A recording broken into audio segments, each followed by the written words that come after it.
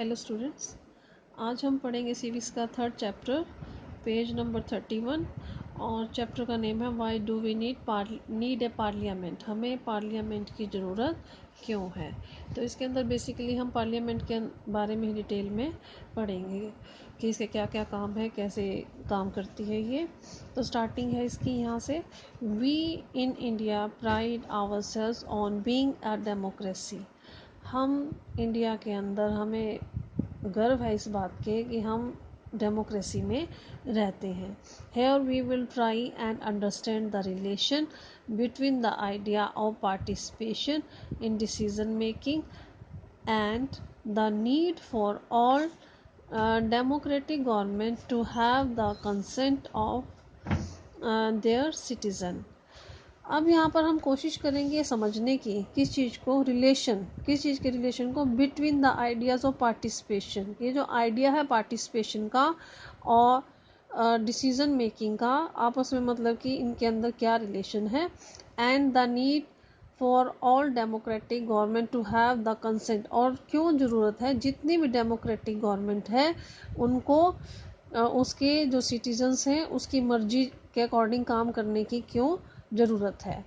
ठीक है, तो अब जो डेमोक्रेसी होती है उसके अंदर क्या होता है कि जो सिटीजन्स हैं उनके अकॉर्डिंग ही जो काम है वो किए जाते हैं, जैसी उनकी इच्छाएं होती हैं। It is these element that together make us a democracy. अब जैसे गवर्नमेंट का जो डिसीजन मेकिंग प्रोसेस है और जो पार्टिसिपेशन है लोगों का, तो यही जो है दो चीज़ें मिलके क्या बनाती हैं, डेमोक्रेसी बनाती हैं। And this is best expressed in the institution of the parliament, और यही चीज़ें जो है बहुत अच्छे से एक्सप्रेस की जाती हैं पार्लियामेंट के अंदर। In this chapter we will try to see how the parliament enable citizens of India to participate in decision making, कि किस प्रकार से पार्लियामेंट के अंदर जो लोग हैं, जो सिटीजन्स हैं इंडिया के, वो पार्टिसिपेट करते हैं डिसीजन मेकिंग में। एंड कंट्रोल द गवर्नमेंट, और कंट्रोल करते हैं गवर्नमेंट को, दस making it the most important symbol of Indian democracy and the key features of the constitution, और किस प्रकार से ये सिंबल बनता है इंडियन डेमोक्रेसी के और की फीचर है कॉन्स्टिट्यूशन की। तो ये क्यों इम्पोर्टेंट है, सब जो है हम इस टॉपिक के अंदर पढ़ेंगे। Next page number 31। Why should people decide, कि लोग जो हैं वो डिसाइड क्यों करते हैं कि किस प्रकार से काम किया जाए या क्या डिसीजन लिए जाएं, तो लोगों को क्यों डिसाइड करना होता है। तो अभी क्यों ज़रूरत पड़ी थी कि लोग डिसाइड करें। अब यहाँ पे जैसा कि आपको पता है हमारा जो कंट्री था आज़ाद हुआ था 15 अगस्त 1947 को। उससे पहले जो हमारे नेशनलिस्ट थे, जिन्होंने जो है आंदोलन किए थे इंडिपेंडेंस को लाने के लिए, उन्होंने क्या देखा, ब्रिटिश रूल के अंदर जो है वो अपने कानून बनाते थे और हम लोगों पर लगा देते थे, उसमें हमारी कोई इंडियंस की कोई मर्जी नहीं होती थी। ठीक है, तो वहाँ पर उनको सबसे पहले ज़रूरत महसूस हुई थी कि इंडियंस का भी ये जो कानून बनाए जाते हैं इसमें सहमति होनी चाहिए इंडियंस की भी। तो यहाँ पर क्या बताया गया है, India as we know became independent on 15 अगस्त 1947। ठीक है, क्लियर है आपको। preceding this was a long and difficult struggle in which many sections of the society participated। अब बहुत ज़्यादा डिफ़िकल्ट स्ट्रगल हुआ था जिसमें बहुत सारे जो सेक्शन थे सोसाइटी के, उन्होंने पार्टिसिपेट किया था इंडिया को आज़ादी दिलाने के लिए। पीपल फ्रॉम वेरियस बैकग्राउंड्स, जो अलग अलग बैकग्राउंड्स के लोग थे, उन्होंने ज्वाइन एंड स्ट्रगल, उन्होंने इसको जो था स्ट्रगल को ज्वाइन किया था और स्ट्रगल किया था। And they were inspired by the ideas of freedom, equality and participation in decision making. और वो इंस्पायर थे इस बात से कि फ्रीडम मिलनी चाहिए सबको, इक्वलिटी मिलनी चाहिए और पार्टिसिपेशन होना चाहिए डिसीजन मेकिंग में भी। जो भी डिसीजन उनके लिए लिया जाता है तो इसमें उनका भी पार्टिसिपेशन होना बहुत ही ज़रूरी है। Under colonial rule the people had lived in fear of the British government. Colonial rule के अंडर जो लोग थे वो बहुत ही, ब्रिटिश गवर्नमेंट जब रूल कर रही थी यहाँ पे तो डर डर कर रहते थे यहाँ पर, and did not agree with many of the decision that they took.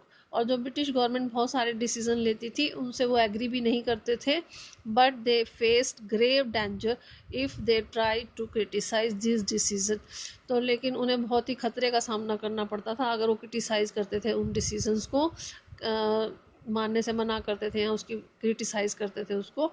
The freedom movement change this situation. अब जो फ्रीडम मूवमेंट हुए तो उससे क्या हुआ, ये सिचुएशन बदली। द nationalist began to openly criticise the British government. अब जो नेशनलिस्ट से उन्होंने शुरू कर दिया ओपनली क्रिटिसाइज करना ब्रिटिश गवर्नमेंट को, एंड मेक डिमांड्स, और अपनी डिमांड जो थी वो रखनी शुरू कर दी। एट फॉर बैक एज 1885, 1885 से पहले से the Indian National Congress demanded that there be elected members in the legislature with the right to discuss the budget and ask questions। 1885 से पहले से ही जो इंडियन नेशनल कांग्रेस थी उन्होंने डिमांड करनी शुरू कर दी थी कि हमारे भी जो इलेक्टेड मेंबर्स हैं लेजिस्लेटर के अंदर होने चाहिए और उन्हें भी राइट होना चाहिए, उन मेंबर्स को भी वो डिस्कस कर सकें बजट पे और क्वेश्चन पूछ सकें। The government of India act 1909। अब जो गवर्नमेंट का जो एक्ट बनाया गया था एक्ट इंडिया एक्ट 1909 में allowed for some elected representation, केवल कुछ जो इलेक्टेड रिप्रेजेंटेशन था उसको अलाउ किया गया, सभी को नहीं, कि कुछ लोगों को अलाउ किया गया कि वो अपना रिप्रेजेंटेशन, कुछ इलेक्टेड रिप्रेजेंटेशन जो है वो कर सकते हैं। While these early legislators under the British government were in response to the growing demands of the nationalist.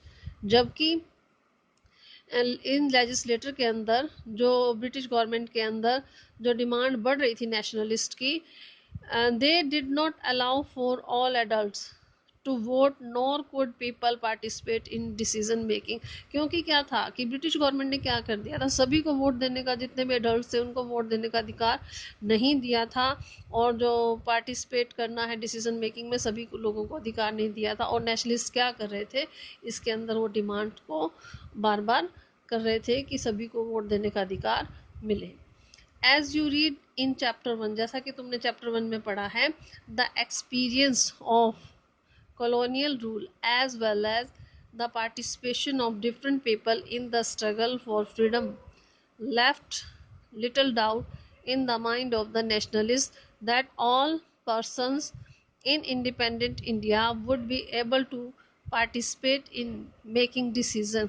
जैसा कि हमने चैप्टर 1 के अंदर पढ़ा है कि जब यहाँ पर कॉलोनियल रूल था और यहाँ पर जब अलग अलग जो लोग थे स्ट्रगल के लिए स्ट्रगल कर रहे थे, फ्रीडम के लिए पार्टिसिपेट कर रहे थे, स्ट्रगल के अंदर फ्रीडम के लिए जो किया जा रहा था, तो इससे क्या था, उन लोगों के मन में डाउट आ चुका था नेशनलिस्ट के मन के अंदर कि क्या इंडिपेंडेंट इंडिया के अंदर सभी लोग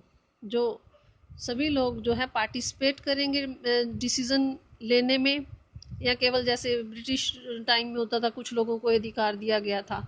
तो ये उनके मन में डाउट था।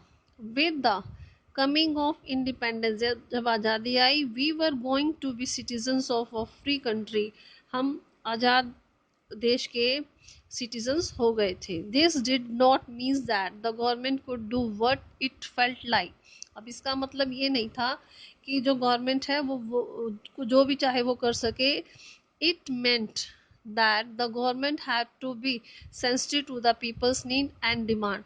इसका अर्थ ये था कि जो गवर्नमेंट है वो सेंसिटिव हो कि लोगों की ज़रूरत क्या है और उनकी डिमांड क्या है।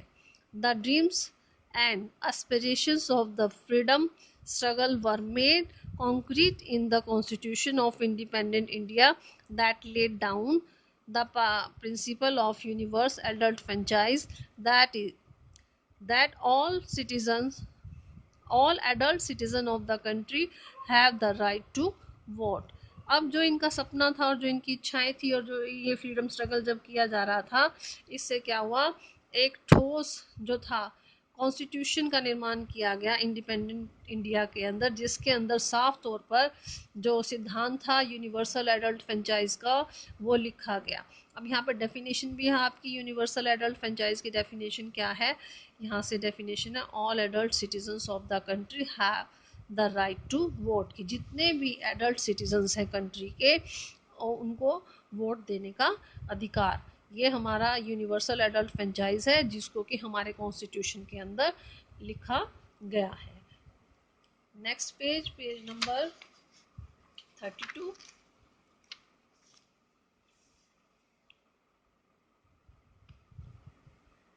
पीपल एंड देयर रिप्रेजेंटेटिव्स, लोग और उनके representative. The take point for a democracy is the idea of consent. अब जो मेन पॉइंट है डेमोक्रेसी का वो क्या है कि वो उसका क्या है कि आइडिया ऑफ कंसेंट, लोगों की मर्जी जानना, डिज़ायर में वो क्या चाहते हैं, किस चीज़ को वो अप्रूव करते हैं, और पार्टिसिपेशन ऑफ द पीपल, ये मेन जो है आइडिया है डेमोक्रेसी का। It is the decision of the people that create a democratic government.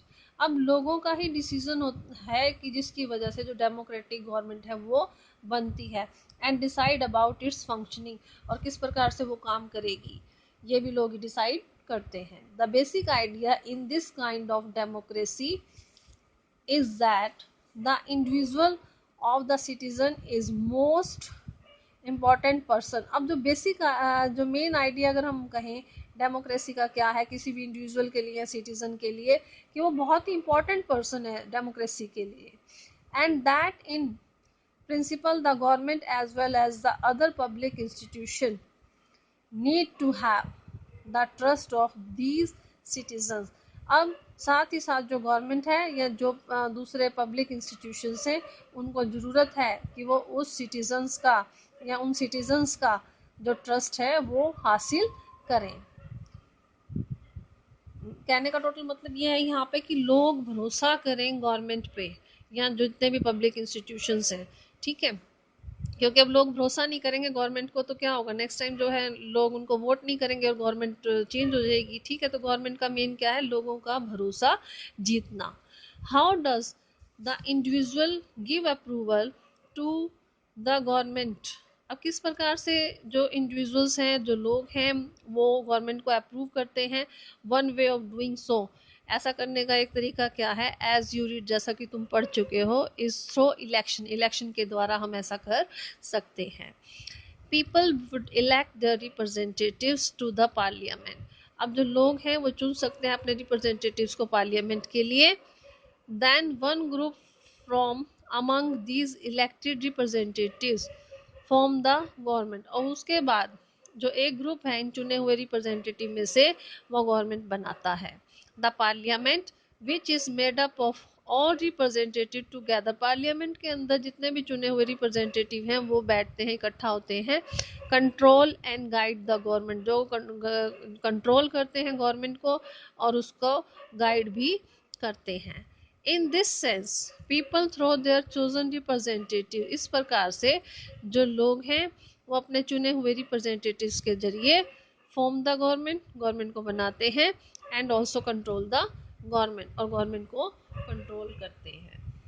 आज हम इतना ही करेंगे, और अगर कुछ समझ ना आया हो तो मुझसे पूछ लेना। Thank you.